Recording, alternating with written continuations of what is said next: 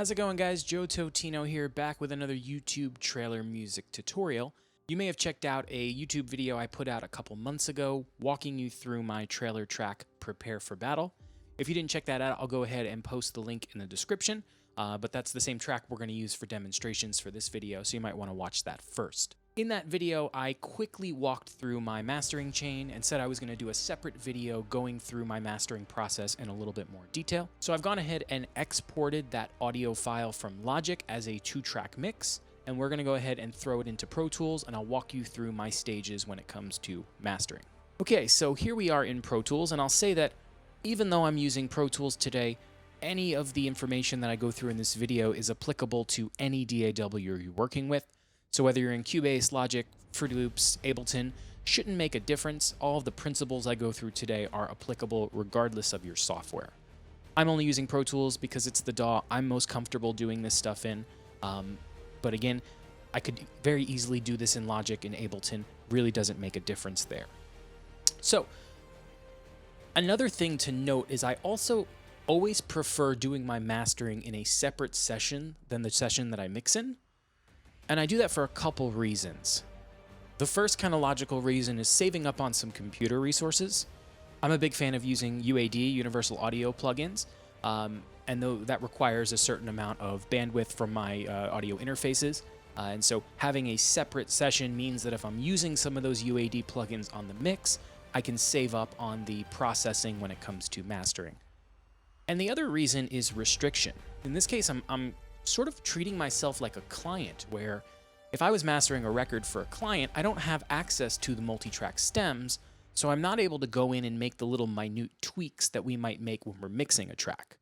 So in this case, I find I'm less inclined to do that when I export my track from the mix session and treat it kind of like a bird's eye view, where now I'm working with just the 2-track audio and kind of restrict myself in that case, which helps me move a little bit quicker and a little bit more proficiently through the mastering process.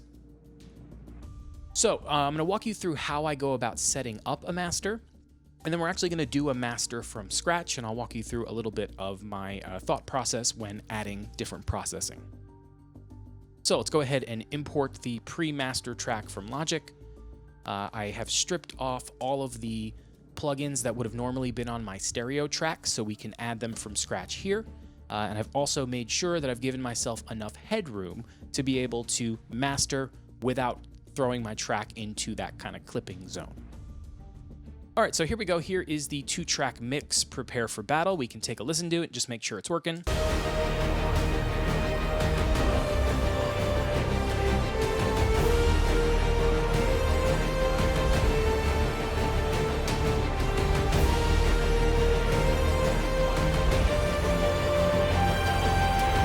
Just going to monitor the level.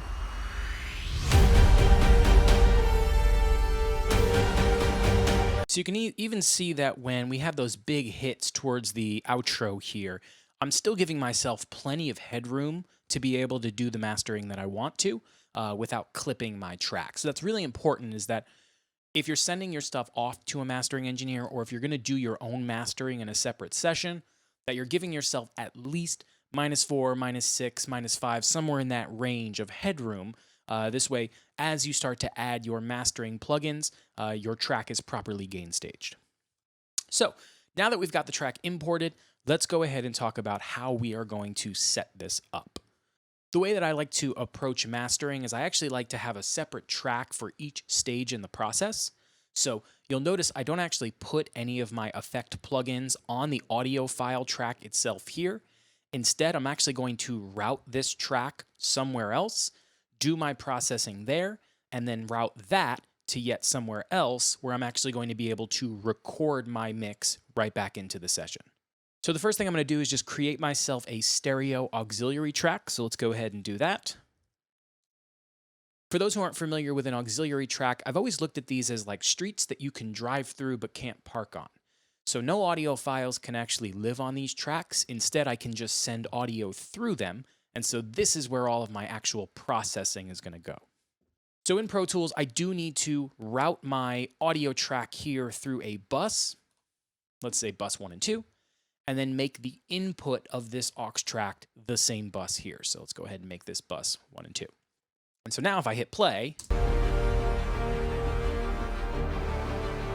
so if I go ahead and mute this track, you can see that the audio file is still playing through, but because I've changed the output and routed it through here, this is now my master track. So all of my processing is going to happen here, and I always like to call this my through track, and I can even go ahead and change the name of the bus just to make it a little bit easier to see visually.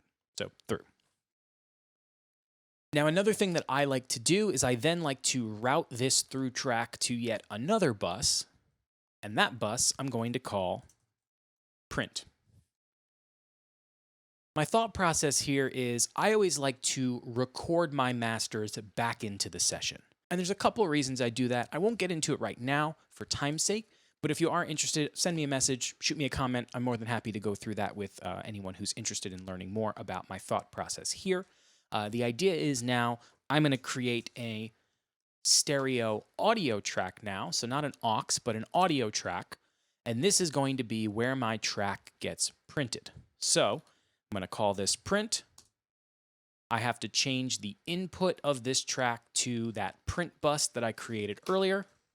I'm going to go ahead and make sure that the track is on input here so that audio is able to pass through. And so now if I hit play, I've got this audio track here, which is being routed to this aux track here, which is then getting routed to this print track here. So 3 tracks in total. 1 track has the audio, 1 track is where my processing is going to go, and 1 last track, which is actually going to be my recorded master when I'm done. So the idea is all my plugins are going to go here. So for example, let's just say I decide to add this, and I do a little bit of some EQ on here. When I'm done with my master, I'm basically just going to record enable my print track, hit record, and sit back and let the master print through. This way, when I open up my session, I have the most up-to-date audio file master already printed and ready to be exported. So with that being said, let's get to work. I'll just go ahead and color these a little bit differently so it's a little bit easier to understand what's happening. So let's give this no color. Let's grab here, and then we'll just make that print track nice and bright red. This way it's obvious what it is. Another thing I like to do, small little organizational thing, is in Pro Tools, I always want my clip colors to match whatever the track color is. So I can actually just go into the preferences here and change that. And boom, it just makes a little bit more sense for me visually now, especially if I'm mastering an album of 10, 12 tracks. It's a lot easier on the eyes if all of your clips are matching whatever the track colors are. So with all that being said, let's go ahead and master this. So again, I have to keep this on input monitor throughout the entire process. This way audio can actually feed through it. But we're ready to actually start doing the creative part of mastering. Generally, when I master, the first thing I'm going to do is listen to the track a couple times, get an idea of what I'm working with, get an idea of what I might want to do to enhance things. Being I'm already familiar with this track because I wrote it, I have an idea of what needs to be done on this. So we'll be able to move a lot quicker. But if you are mastering something that maybe you didn't mix, always the best idea to take the first bit of time that you're going to sit down and master and just listen. Absorb as much as you can about the audio before you start just adding plugins willy-nilly. It's always good to kind of formulate an idea before you get started.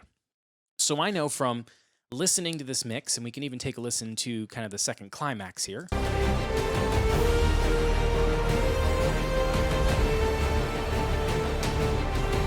It's a bit dark. It's a bit muddy. There's a lot going on in that kind of low mid-range. And so I might want to not only enhance this, but also make it a little bit brighter, pull out some of that muddiness, maybe make the percussion hits hit a little bit harder. And then, of course, bring this up to whatever level spec we're going to set this to. I think today will work from a streaming perspective, so we'll try and get this up to a good level for Spotify, for Apple Music, for iTunes.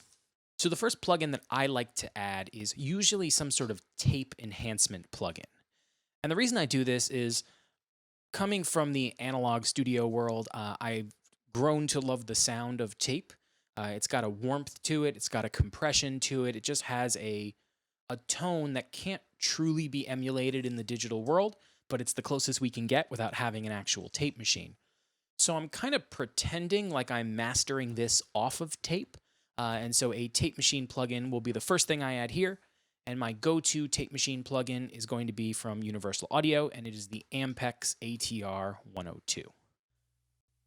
I love this plugin. It is able to lift the top end and the bottom end in a way that an EQ just can't. It adds a little bit of compression and gluing together, and it just gives me a little bit more of that tape mojo. Now, kind of hard to hear, but anytime you add a tape plugin like this, it's always going to add a bit of artificial noise, which I can bring up the volume so you can hear it. But there's that little tape hiss in there. I'm actually going to opt to turn the noise off. I don't want that in there.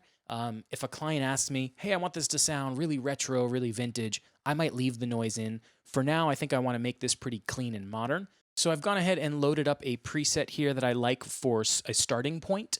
And I'm basically just working with a 1-inch tape machine at 30 inches per second. And I'm working with a Ampex 456 model tape. If you're not familiar with tape types, you can always just Google search these. These are just different brands and manufacturers who make actual tape reels, and each one has subtle sonic characteristics that make them unique. I like 456. It's always been the tape that I've worked with, so I'll choose that as my starting point. So let's go ahead and listen to what this plugin is doing for us. On. Off.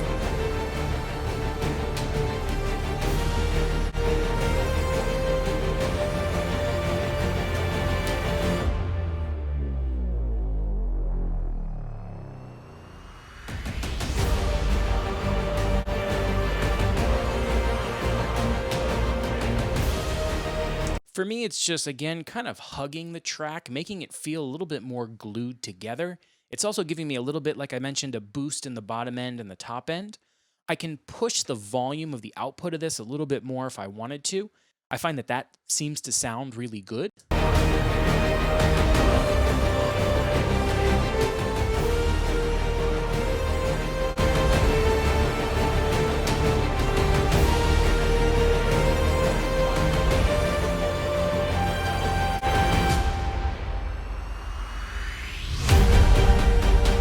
I really like that. It's setting me up with a much cleaner sounding mix and just enhancing things overall before I go in and start getting more microscopic.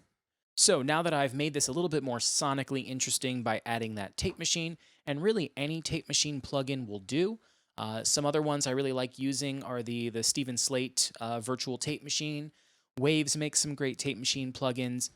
There's a bunch out there that are very similar in style to this one. I just find that this tape machine in specific is kind of designed for mastering, so I've always used it for this use. But whatever you got access to, again, the idea, the goal here is to just add a little bit of that tape mojo before we go ahead and start doing more of our surgical processing. So the next thing I want to do is go ahead and address the muddiness issue happening in the mid-range frequencies of this mix.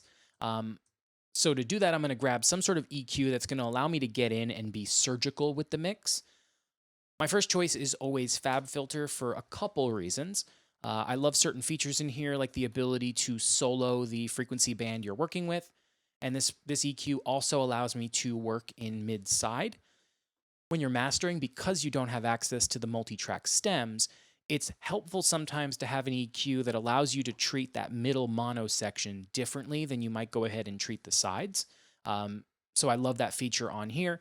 And a lot of modern mastering EQs will have a mid-side feature in them. I've just always gravitated towards using Fab Filter. It's very clean, it gets the job done, and it's really easy to use, and I love the graphic interface. So I'm thinking that somewhere around 200 hertz, that tends to be where muddiness starts to bunch up. I'm thinking that there's probably a little bit too much going on in this range.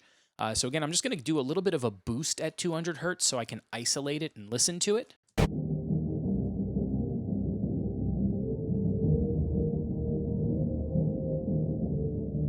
Even a little lower.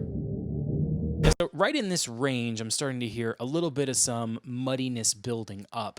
And so I might want to very subtly sculpt this out of the entire mix just to give myself a little bit more energy and headroom to be able to do other processing in here. I find that when I'm mixing, I tend to take a little bit of this range out of almost all the instruments that don't need it. So especially instruments like strings and percussion, they tend to be really energetic around this kind of low mid-range. And so pulling it out of everything just frees you up when it comes to the entire mix. So I'm doing a little bit off of each track, and in the end, a little bit goes a long way. So in this case, I'm going to do even more. So let's go ahead and now pull this back. And again, we're going to work subtly. We'll start at like 2 dB, and we'll take a listen.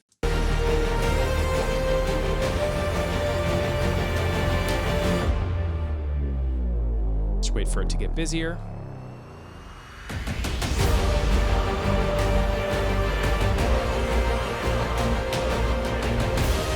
Very subtle, but for me, it's helping. It's just cleaning up a little bit of that, again, low mid-range. It almost feels like it's taking a mask off of the mix, where the mix sounds like this, and I'm just opening it up and making it a little bit cleaner sounding. I'm going to actually just stick with it working on the left and the right equally. I'd normally go into mid-side and kind of listen to things and tweak a bit more, but I actually think that this is sounding pretty good. So we'll just keep this as a very subtle kind of surgical pulling out a little bit of this low mid-range energy here. You'll notice that I like to use a different EQ to subtract frequencies than I do to boost, and that's something that I tend to do when I'm mixing as well. My thought is I'll try and use a very transparent sounding plugin when I'm doing any subtractive EQ. So something like Fab Filter isn't necessarily emulating any sort of analog piece of gear. It's just kind of EQing things very transparently. I like to use this as my main subtractive EQ, and then I'll use something a little bit fancier, maybe a little bit more analog vibe whenever I'm going to boost an EQ. From here, the next thing I'm going to do is a first stage of dynamic control. So I'm going to go ahead and add a compressor at this point. And my goal with the compressor is similar to my goal with the tape machine, just to kind of glue everything together and also get the mix up to a proper level. As we start to finish this out, you'll notice that each plugin is going to be doing a little bit of gain boosting so that when we get to the final stage, which will be limiting, we don't have to push into our limiter too hard. Now, there are a lot of mastering style compressors on the market. They're all very good. They all have slightly different sounds. Again, coming from an analog audio recording world, I'm going to use something that I'm familiar with. So I've gone ahead and pulled up the Manley Stereo Vari compressor. I really love this. It's a UAD plugin that's modeled after the actual hardware, which is a tube compressor.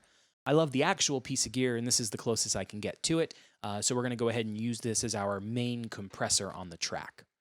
It's a pretty simple plugin to use, and for the most part, I'm actually going to keep the settings on here the way that they load in stock. I'm just going to go ahead and lower the threshold a bit until I'm doing the amount of compression that I want to do. When I master, and it all depends on how the original mix sounds, but I try not to do any more than 2, maybe 4 dB of gain reduction on my compressors. I find that when you squash a master too hard, that's where it ends up sounding kind of lifeless and dull, and we want to keep the energy, keep the dynamics in this, especially because it's an orchestral piece. So I'll probably aim closer to about that 2 dB mark here. And again, that's me reducing the dynamic range of the mix by 2 decibels. Again, something for a different video, but I'm more than happy to go through compressor settings in a separate video if you guys are interested. So let's go ahead and just play this through, and I will bring down the threshold until I'm doing the amount of compression that I want.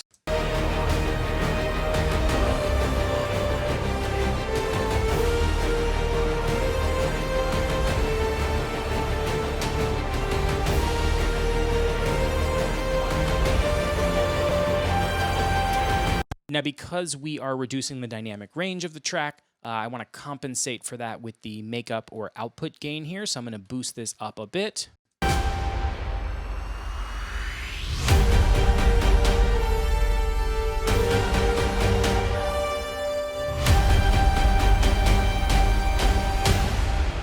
You can see towards this ending outro here, I actually pushed this a little bit north of 2. So let's bring this threshold up a hair, and we'll use this as our kind of reference point since it's the loudest part of the mix.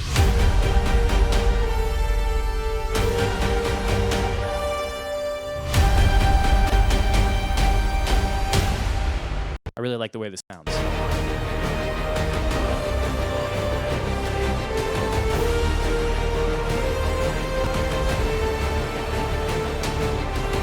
To me, it's almost making the percussion feel like it's hitting harder, which is another goal when you're using compressors. Compressors just have a really great way of making drums smack.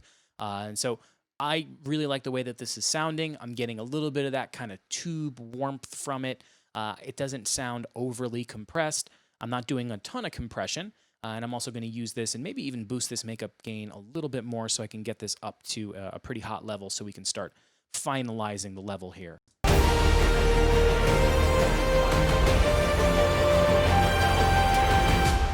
Sounds great.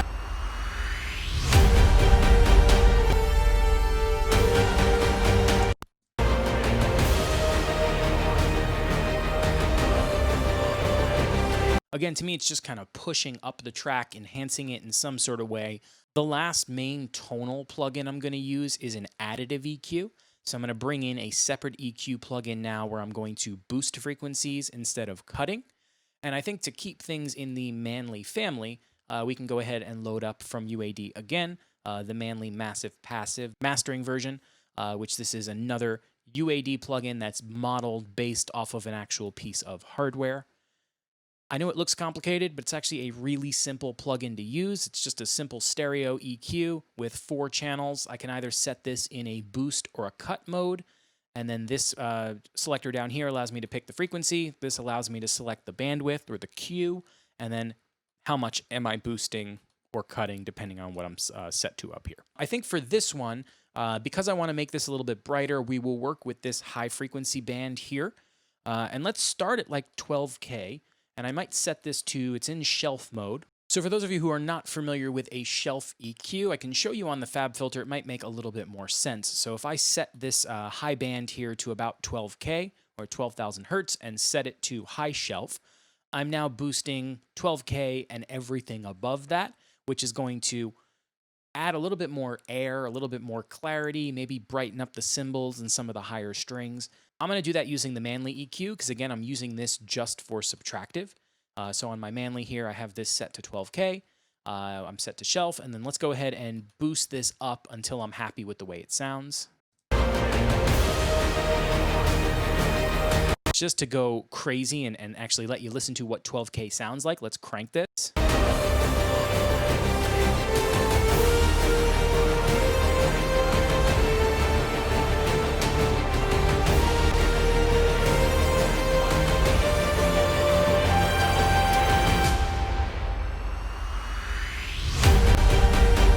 So for me, again, it's making the percussion feel like it's hitting a little bit harder. I'm probably catching some of the frequencies and that transient and just boosting them up so I'm hearing more of the impact, the smack from the drum. I may end up actually going through this second, this kind of high mid band here. And let's see if maybe we want to find something in that high mid range, maybe some presence to boost up a little bit as well.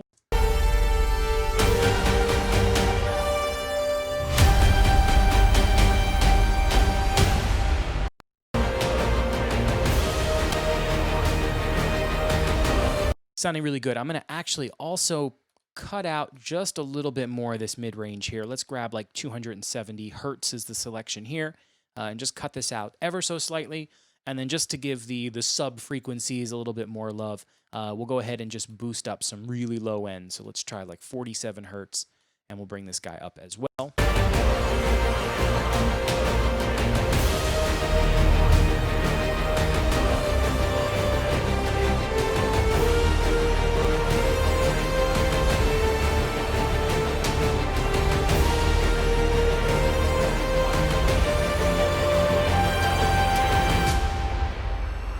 Yeah, it's sounding really nice. So again, it's giving me that kind of bright characteristic that I'm used to.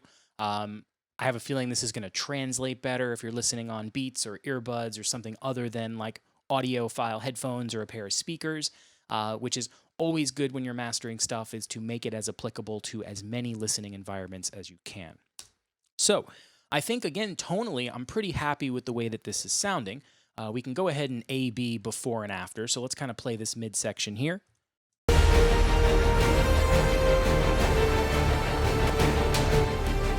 That's without.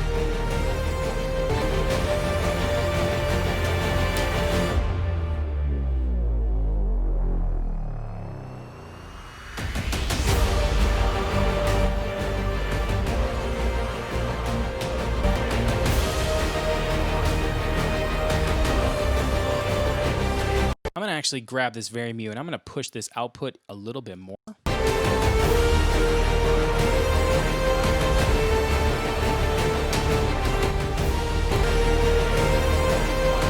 And by the way, to bypass all the plugins in Pro Tools, I'm using Control and Option. I'm just clicking on the topmost one and it bypasses the entire channel strip. Just super useful tool when you're trying to A/B pre-master and post-master. It's another reason I like to set up my session the way that I do, is because once I actually record the master back through into the session, I can very quickly use the solo feature in here to A/B before master, post-master. Yeah, so I think the last thing I'm going to do is just get this up to a better level. And I'm going to do that using a limiter. My go-to limiter has always been the Slate Audio FGX, which is their mastering console. This plugin comes with the Steven Slate bundle. To me, it's one of the most transparent sounding limiters, and I also love a lot of the features in here. Again, I can walk through this plugin in a separate video for time's sake. I'm going to actually go ahead and turn off the compressor here. Since I'm already using the Vari, the Manley, as my main compressor, I just want to take advantage of the bottom module on this plugin, which is the leveler or the limiter. Limiters are fairly simplistic tools. They're really just compressors with really high ratios. In this case, I'm going to use it to increase the level of this track to where I need it to be. So I'm going to go ahead and tweak up some of these settings on here. I always like to add a little bit of these features. And we'll boot this up. Play a little bit of a busier section.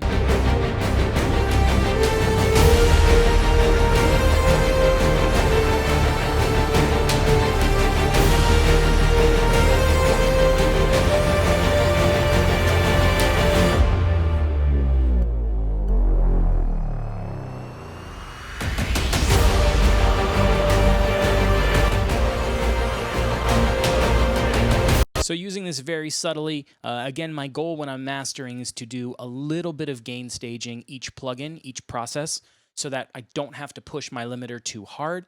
I find that when you push your limiter too hard, that's when the transients in your audio really start to become squashed, and my goal is to retain the punchiness from this. It's a trailer track. It's got to hit. The last plugin in my signal chain that I often actually start with when I'm mastering is some sort of metering plugin that allows me to take a look at the overall average loudness for the track. When you're mastering for streaming or mastering for a CD, it is important that you're taking into account what the average loudness of your master is. And the way that we tend to monitor loudness is by using a system called LUFS or LUFS.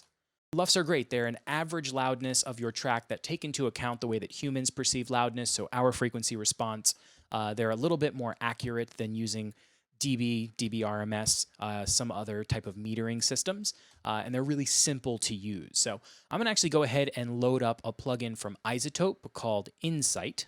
And this plugin here is nothing more than a loudness meter. This actually has a lot of metering tools in there, but I mainly just use the loudness aspect when I'm doing my mastering. So you can see that LUFS metering system here, and as I play this track through, you'll notice that the plugin will actually generate a number telling me what my LUFS reading is.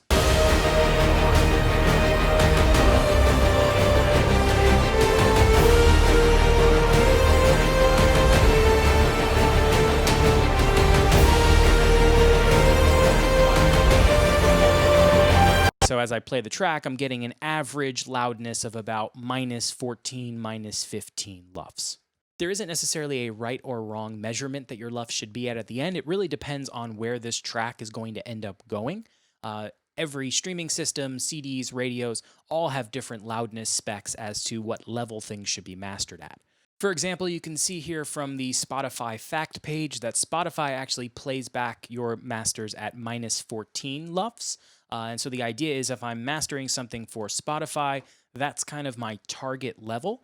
You don't want to go too below that because then Spotify is going to increase the volume. And when you end up going above that, Spotify is going to decrease the volume, but you're not going to get any of your dynamics back. So it's usually in your best interest to keep your track pretty close to where the target or playback loudness is. For this sake, let's work with -14 as our target. We're pretty close, and if I want to boost this up a little bit, I'll come to my limiter and I'll just boost this up another dB or so, and let's see if that's bringing us closer to our -14 target. Now we're a little bit too loud, but we'll let it play through for a bit.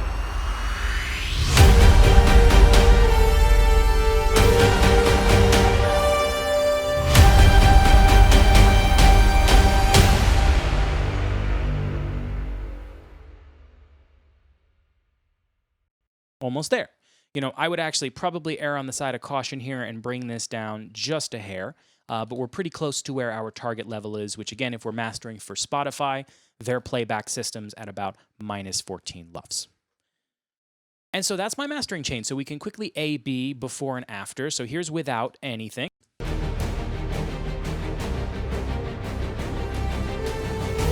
as I add it back in,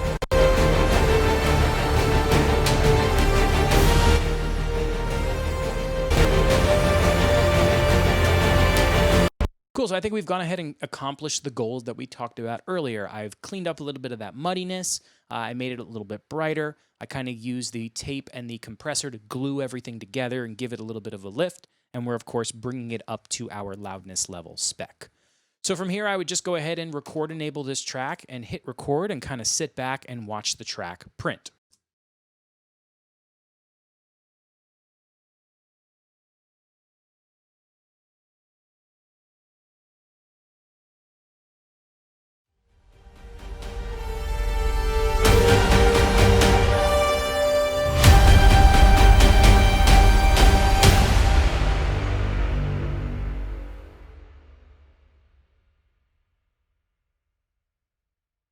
Great, and once the track has finished printing, I can go ahead and now just easily export it out of Pro Tools in whatever file format I need. So I hope you guys enjoyed that. That was a walkthrough of mastering my track Prepare for Battle. Please let me know if you have any questions. Remember to rate, like, and subscribe. And let me know what other content you guys would like to see in the future. I definitely want to do more of this stuff, and I want to make sure you guys are getting stuff out of my videos. So again, please let me know if you guys have questions in the comment or reach out via email. Otherwise, hope you have a great rest of your day.